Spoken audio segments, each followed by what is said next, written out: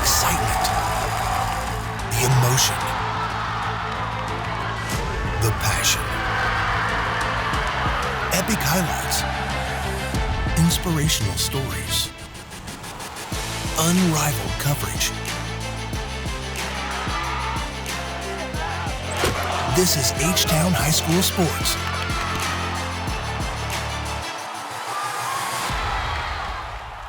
Here's your host, Todd Freed. Hello, everyone, and welcome to H-Town High School Sports as we put a wrap on the UIL basketball season, including an in-studio visit with the 6A state champion, Summer Creek Lady Bulldogs. First, the state final in Class 6A Division II boys basketball last Saturday night in San Antonio, where the Katy Jordan Warriors were one win away from a state title. Jordan Warriors 1 win away from their first state title. Head coach Charlie Jones all set, but Denton Geyer jumped up early. Silas Rodriguez hits a three. For Jordan now, here's Ryan Fadica, drives, fouled, and counted, but 17-8 Geyer after one. In the second quarter, Jonah Foles, pretty three. Warriors cut the lead, 26-20 at half. In the third, Jaden Holt, pull-up three, game tied at 26. Then it's Fadica for three more. Hits it. Warriors take their first lead, 29-26. More Jordan. Hold. Fadeaway bucket. 32-28 Warriors. Late fourth quarter for Geyer. Jordan Lowry scores. They're up by three. 1 minute to go. Warriors down by three. Jaden Holt banks in the three. It's tied at 45. Right back. Silas Rodriguez hits a three. They're up by three. Now 2.8 seconds remaining. Jordan trails by one. They'll inbound, but the ball gets away, and that's it. 48-47, Geyer pulls it out. A tough loss, but a truly amazing season, and loads of pride for all these guys from head coach Charlie Jones. I'm just so proud of these boys. You know, they've been playing together since they were little kids, and you can tell by how they love each other, how they fight. God doesn't make any mistakes. You know, we had the whole city of Katy out here watching us play. We're going to keep our head up. We're going to keep fighting, and the sky is the limit for these three. Well, these three, they mean a lot to me. They're like my second family, you know. I've been knowing Coach Jones pretty much my whole life, you know, and I couldn't ask for a better coach, you know. Jude and Jaden, they're my brothers. At the end of the day, I'm just really proud of my team. I'm proud of everybody. We pushed through so much adversity. We went through so much to get here. You know, we made history. Now in Class 6A Division I, the final game of the UIL season had the Bel Air Cardinals in the state final for the first time in school history, taking on the perennial powerhouse Duncanville Panthers. Bel Air Cardinals set for their first ever state final. Shelton Henderson more than ready. What a game he had early on. Drives through traffic and scores for Duncanville. Caden Edwards, alley-oop, Cam Smith. How about that shot? Then, same duo, Smith slams it on the alley-oop, but back comes Bel Air. LJ Andrews spins, scores, and fouls. They're up by one. Here's Jadarian Williams for three, hits it. Duncanville by one at half. In the third, Caden Edwards, long three. He had 23 points. Cardinals, Henderson, he'll hit the three. They're within one. Then it's Andrews again. Strong drive, and Bel Air leads 36-34. Final seconds of the third. Edwards beats the buzzer. Duncanville by two after three. Fourth quarter, Andrews for three, and he hits it. They're down by four. 2 minutes to go. Cardinals, Henderson, it's a big three. Now after Bel Air cut the lead to two, final seconds of the game, they set it up for Williams in the corner for three and the win. Off the front of the iron, and the clock runs out. Duncanville survives 54-52. Bel Air led by Henderson's 25 points and 15 rebounds. An amazing season for the Cardinals, but just short of winning the state title. But through it all, I'm very proud of us. We never gave up. That's what you asked for. No one thought we would be here coming into this season. Every game, they said it was upset for us, but we never thought it was. We always knew we were the better team coming into pretty much every game. Coach Glover prepared us very well. And just coming out here to San Antonio was really a blessing. It took us 4 years to get here, and I wouldn't take any of it for granted. And if I could do it all over again, I would. With the same guy, same coach, I would do it all over again. No regrets. And we'll have much more on the Bel Air game and all the state finals later in the show with studio guest Jim Hicks of RCS Sports. Now, only one Greater Houston team brought home a state basketball championship in the UIL postseason, and that was the Summer Creek Lady Bulldogs. As we highlighted a couple of weeks ago here on the show, Summer Creek rallied from an 18-point third quarter deficit for a 52-49 comeback win over Cedar Hill in the 6A Division I state final, giving Summer Creek its first state championship in girls basketball. And we are proud to welcome in the state champions, at least some of them, head coach Kiara Marshall, sophomore Addison Martin, and another sophomore, Aaron Newsom. Thanks for coming in, Coach. I know it's been a couple of weeks, but how special has it been to bring home the first state championship in girls basketball for Summer Creek? It's been phenomenal. We're settling in a little bit, but it's still amazing energy around the city. I bet. What's it been like for you, Addison? Spring break right now, but you had a week of in the hallways as a state champ. Yeah, to have this opportunity and to be blessed with this, it's really special, and it means a lot to, solidify my names in the history books. All right, in the history books. Aaron, what about you? Waking up, still remembering, going back to the time, remember when we all won state, everything still feels so surreal. It's really amazing to have that opportunity. Coach, it's so amazing. You started the season 6-9, and you win something like 26 of your last 28 games, something like that. How were you able to do this amazing turnaround? I think we were really young, and starting off the season, they went through some growing pains like most young teams do. And once they figured it out, they turned the corner and did a phenomenal job. Yeah, young is the understatement. You lost 9 players from last year's team. You only had one starter back, Kennedy Simpson, who was the MVP of the state final. So these girls grew up in a hurry. What about that? They did. They faced every challenge, every bit of adversity that we had. They faced it well and did a good job, became our champions. Yeah, and your playoff run was simply amazing. You had dominant wins over Deer Park, Pearland, Cy Falls, and then Cibolo Steel in the state semifinals. But it got a little hairy against Cedar Hill in the state title game. You trailed by 18 points late in the third quarter. How were you able to come back? They've been facing adversity all year. Kind of like you said, we started off 6-9, so that's just another adverse situation we had to get through. All right. Tell me about that, Addison. Down by 18 with 4:05 to go in the third quarter in the state final, but this was a never say die team. Tell me what was going on at that time. I think just not quitting, making it as far as the state championship game is not something that, every team gets the opportunity to do. So for us to make it that far, I felt like we felt like it was an obligation for us to bring home a trophy and for us to win. So being down 18, it really didn't rattle us. We just wanted to focus and finish the job.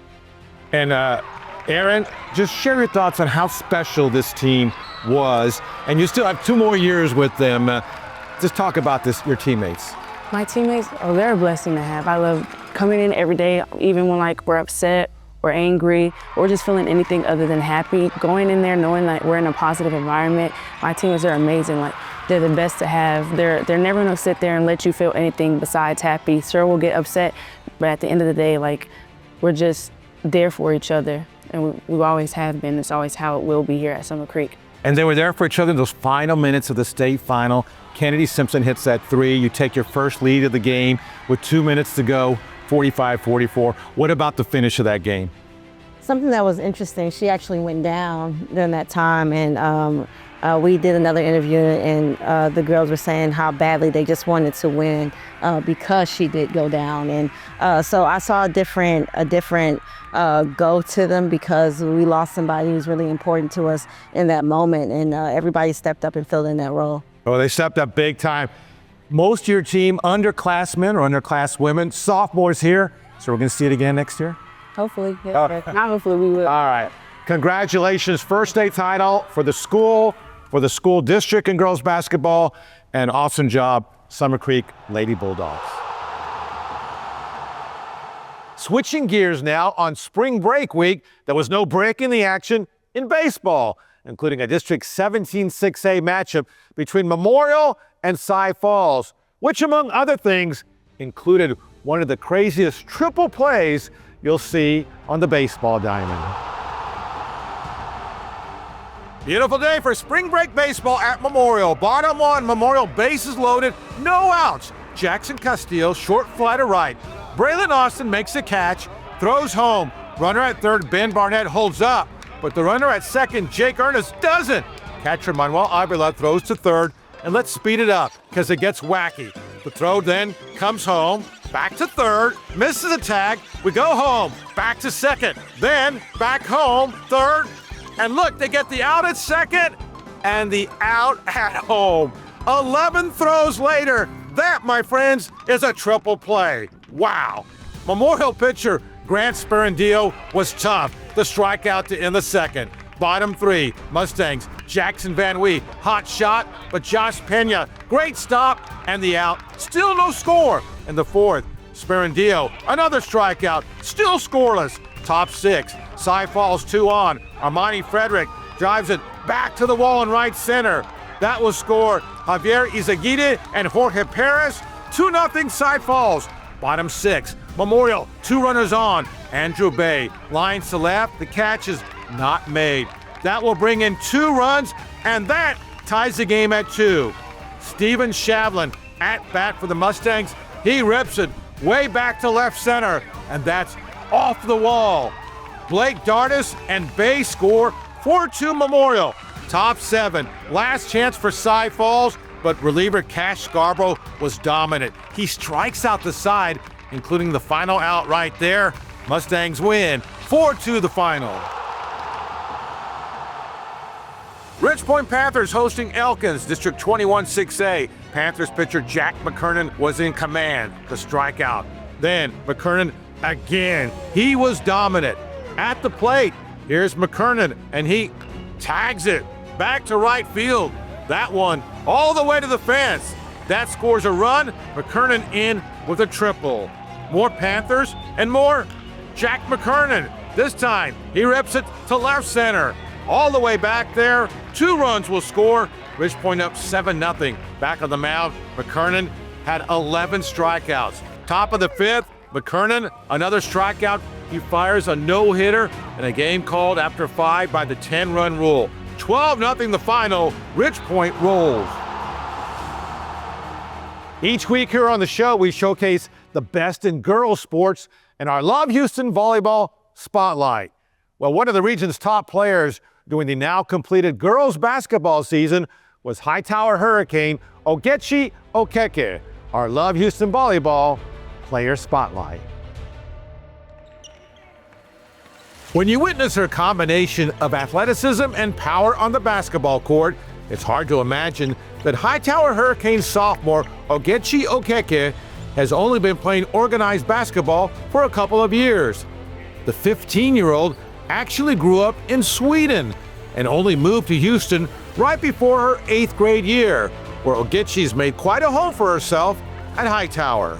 I feel like just the way they were playing just like really amazed me and stuff, and I really love being here because I could learn so much. I mean, we call ourselves a sisterhood because I feel like we're just like a family. Even though we've known each other for like less than a year, you still feel like you've been a part of this team for your whole entire life.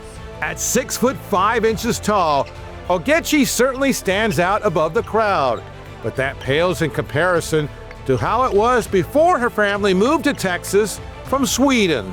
It was pretty weird because back in Sweden, honestly, seeing someone with my height is very, very rare. And I feel like when I came here, I could see what my height could like bring my future.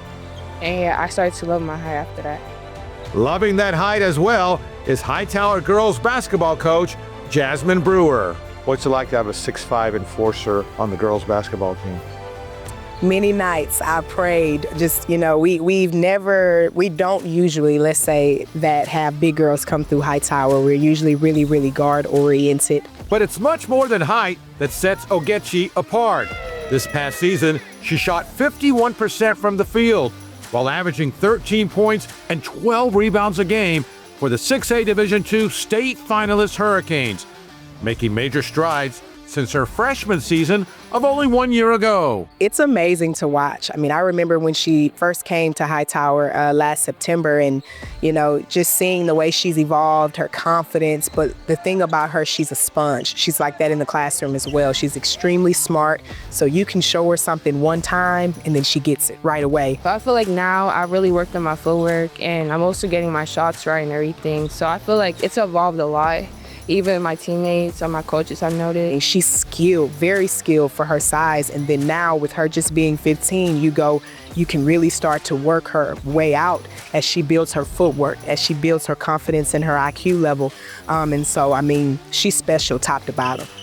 So special that the 15-year-old sophomore has already received offers from some of the nation's top basketball programs, quickly emerging into a big-time national recruit. When I first came here, I knew nothing about these colleges at all. Like, I didn't even know that college was such a big thing here. But I feel like as soon as I started doing my research and I saw all these different opportunities, what these colleges can really bring your future and stuff, I was really shocked. And especially, I had no clue that they could actually offer you at such a young age. And I was pretty grateful. I was like, wow. A wow factor for sure. Hightower's Ogechi Okeke, our Love Houston Volleyball Player Spotlight. Love Houston Volleyball returns to the Fort Bend Epicenter on Thursday, March 27th to face Love Atlanta. For tickets, go to lovb.htx.